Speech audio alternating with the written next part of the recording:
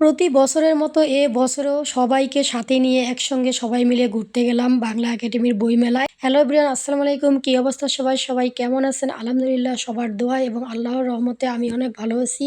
গতকাল ছিল 21শে ফেব্রুয়ারি, আন্তর্জাতিক মাতৃভাষা দিবস। ফেব্রুয়ারি মাস মানেই আমাদের বাংলা ভাষার মাস, জয়ের মাস। লক্ষ লক্ষ দামাল ছেলেদের রক্তের বিনিময়ে আমরা এই বাংলা ভাষা পেয়েছি। তাই এই মাসের 21 তারিখে আমরা এই দিনটিকে আন্তর্জাতিক মাতৃভাষা দিবস হিসেবে পালন করি। আর এই ভাষার মাসে প্রতি বছর শাহবাগ বাংলা একাডেমি চত্বরে বিশাল বইমেলার আয়োজন করা হয়। তাই প্রতি বছর আমরা সবাই মিলে একসঙ্গে বইমেলায় ঘুরতে যাই। এর জন্য সকাল সকাল ঘুম থেকে উঠেই সবকিছু একদম কাজকর্ম শেষ করে গোসল করে কালো শাড়ি পরে রেডি হয়ে চলে গেলাম বান্ধবীর বাসায়, কারণ বান্ধবীও আমার সঙ্গে যাবে। আমরা কয়েকজন বান্ধবী মিলে, মেয়ে সহ সবাই মিলে একসঙ্গে বইমেলায় যাব। তারপর ওই বান্ধবীর বাসায় গিয়ে কিছুক্ষণ অপেক্ষা করলাম। পরে ওরা রেডি হয়ে একসঙ্গে সবাই মিলে আমরা ঘুরতে বের হয়ে গেলাম। এই তো বের হয়ে রাস্তায় নেমে পড়েছি। এখন আমরা মেন রোডে এসে রিক্সায় উঠে পড়বো। রিক্সা, তার জন্য রিক্সা দাম করে নিলাম, নিয়ে এই তো যে যার মতো রিক্সায় উঠে চলে যাচ্ছি। এই তো মা মেয়ে দেখেন রিক্সায় উঠে কিছুক্ষণ ভিডিও করলাম, আনন্দ করলাম। আর আজ আমরা সবাই একসঙ্গে কালো শাড়ি পরেছি, কারণ যেহেতু আমাদের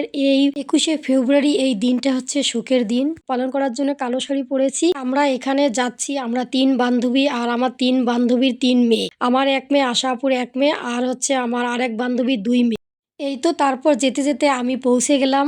আর বাকি 2 বান্ধবীর কোনো খবর এখন নাই। ওদের রিক্সাটা এত স্লো গেছে কিনা জানি না। আমাদের রিক্সাটা খুবই দ্রুত গেছে। আমরা প্রায় আধা ঘন্টা আগে গিয়ে ওখানে পৌঁছেছি, কিন্তু ওখানে পৌঁছে ভীষণ বিপদে পড়ছি আমি। ওখানে অনেক আগে পৌঁছে গিয়ে ভীষণ বিরক্ত লাগতেছে, ওদের জন্য অপেক্ষা করতে করতে টায়ার্ড হয়ে গেছি। তারপর দেখলাম সামনে কি সুন্দর করে বড়াই ভর্তা বানাচ্ছে আর বিক্রি করতেছে, সেটা দেখে ভীষণ খেতে ইচ্ছে করলো। কিন্তু সবচেয়ে বড় কথা কি জানেন, বিপদটা কি? আমি বড়াই ভর্তা তো ঠিকই খেলাম, কিন্তু আমার কাছে 500 টাকার নোট, 1000 টাকার নোট, খুচরা কোনো টাকা নাই। কিন্তু আমি সেই টাকা আর লোককে দিতে পারতেছি না। উনি বলতেছে, আপা আপনি যান, বইমেলায় ঘুরে আসেন, পরে আমাকে টাকাটা দিয়ে যাইয়েন যাওয়ার সময়। আমার কথা হলো, আমি যদি আসার পথে আর ওইভাবে সুযোগ সময় না পাই তাকে টাকাটা দেওয়ার জন্য, তাই আমি অনেকক্ষণ অপেক্ষা করে, এমন কোনো মানুষ নেই, এমন কোনো ওখানে দোকান ছিল না যে যাকে জিজ্ঞাসা করি না। যাই হোক, পরে ওই দোকানদার মামায় অনেক কষ্ট করে তারপর খুচরা করে সে টাকাটা নিয়ে নিল। তারপর আমরা এই তো বইমেলার ভিতরে গেলাম। এইদিকে গিয়ে দেখি বইমেলার ভিতরে আমার বান্ধবীরা আগে পৌঁছে গেছে। ওরা আবার আমাদের জন্য অপেক্ষা করতেছে, কিন্তু ওরা আমাদেরকে ফোন দেয় নাই, এই কারণে মিস্টেকটা হয়ে গেছে। তারপর এই তো মেলার ভিতরে গিয়ে ওদের সঙ্গে দেখা হলো। আর এই ফাঁকে তো আমরা মামে ফুল কিনে নিয়েছি মাথায় পরিয়ে। এই দেখেন কত সুন্দর মামে, 2 জন হাত ধরে হেঁটে চলেছি।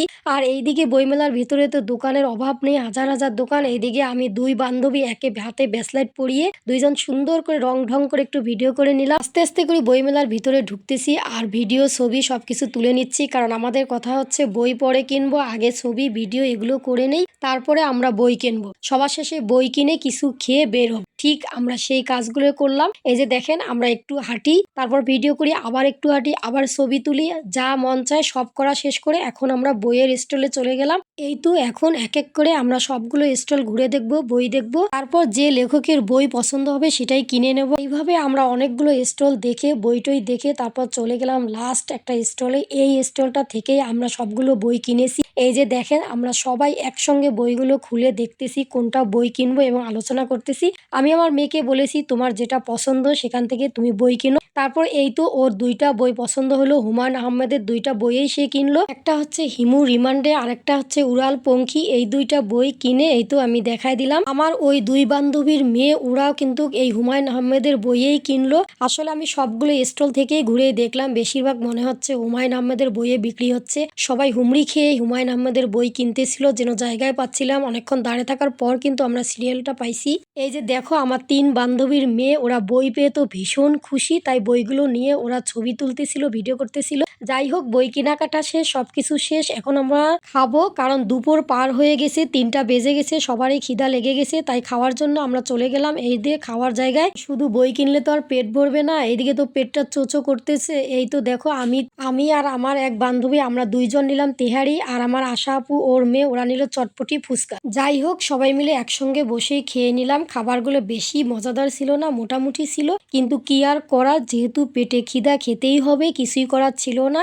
আর যদি আমরা তাড়াতাড়ি বাসায় চলে আসতে পারতাম তাহলে হয়তো বাসায় এসে খাইতাম। যাই হোক, খাওয়া দাওয়া শেষ করে এই তো এখন ফেরার পালা। এই ফেরার সময় একটু ভিডিও করে নিচ্ছি। আর বইমেলা আমার ভীষণ ভালো লাগে, প্রতি বছরই আমি বইমেলা যাই, বই কিনতে আমার ভীষণ ভালো লাগে। এইদিকে কিছু চ্যানেল আমার বান্ধবী সাক্ষাৎকার নেবে বলে দাঁড় করিয়েছে। যাই হোক, ও সাক্ষাৎকার দিতে থাকুক, এই ফাঁকে আমি বিদায় নেই। সবাই ভালো থাকেন, সুস্থ থাকেন, আল্লাহ হাফেজ।